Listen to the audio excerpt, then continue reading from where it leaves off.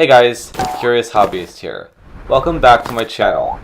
In one of my previous videos, I did a speedrun of the basement spire level in the game Super Fancy Pants Adventure by Bradborn, a doodle/stickman game from Steam, and a sequel to 3 online Flash games.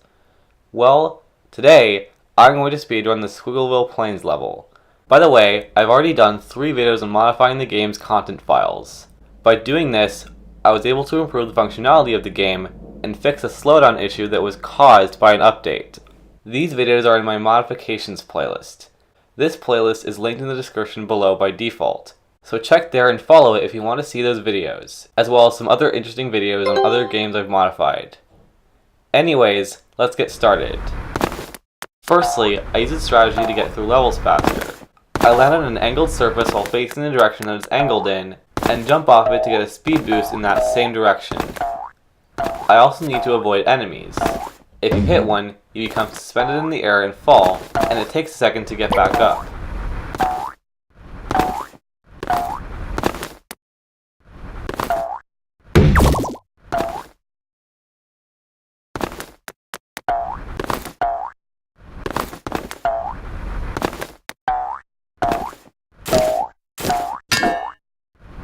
Next, I fall down to this ramp because the incline gives me a speed boost to get to this spring, which allows me to get to the next platform with a wall jump.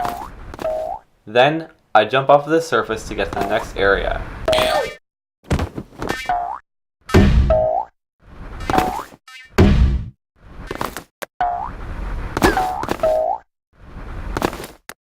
Because of how fast I'm going here, I can break through most of these blocks mid-jump.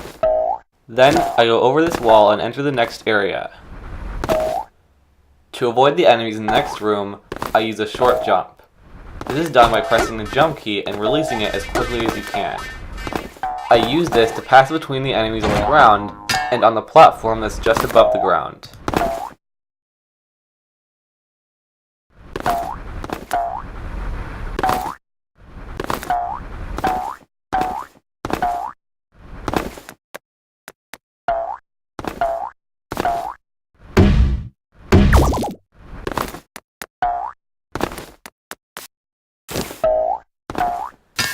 Here, I try to hold back on how high I get each wall jump.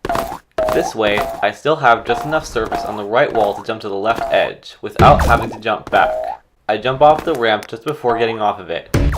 This gives me more speed. However, there are 3 spider enemies ahead, and if I hit one, I'll lose that speed. Fortunately, that didn't happen here. However, I have found it helps to slow down a bit. I just forgot to do that. I have found that by staying on this main path and not jumping on any other platforms, I almost always automatically landed on all the 3 spider enemies.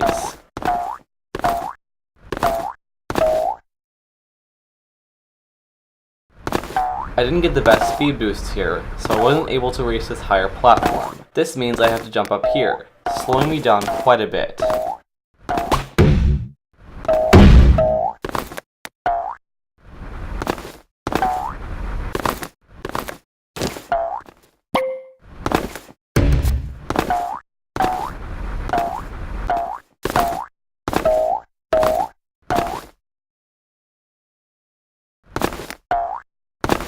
This next room was kind of tricky, because at a certain point, some ink drop enemies start to fall. Fortunately though, I did not hit a single one.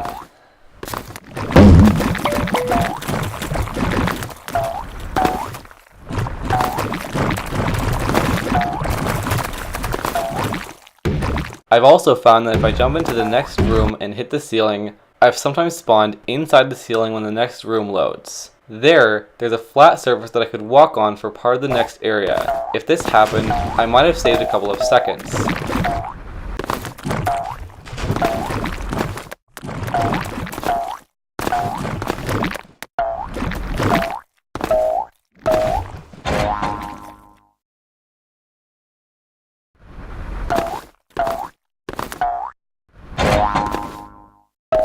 Attacking these ink enemies fills your ink bar.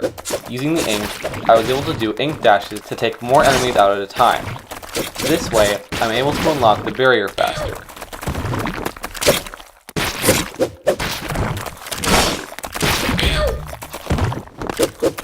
Come here, you ink-based escape artist. There we go.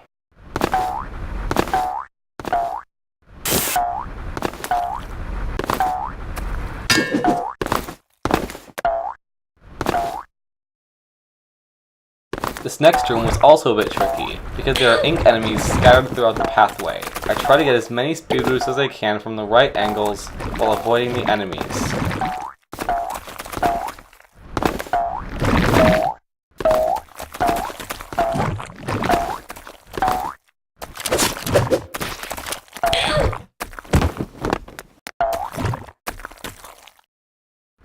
In this next area, I basically did the same thing.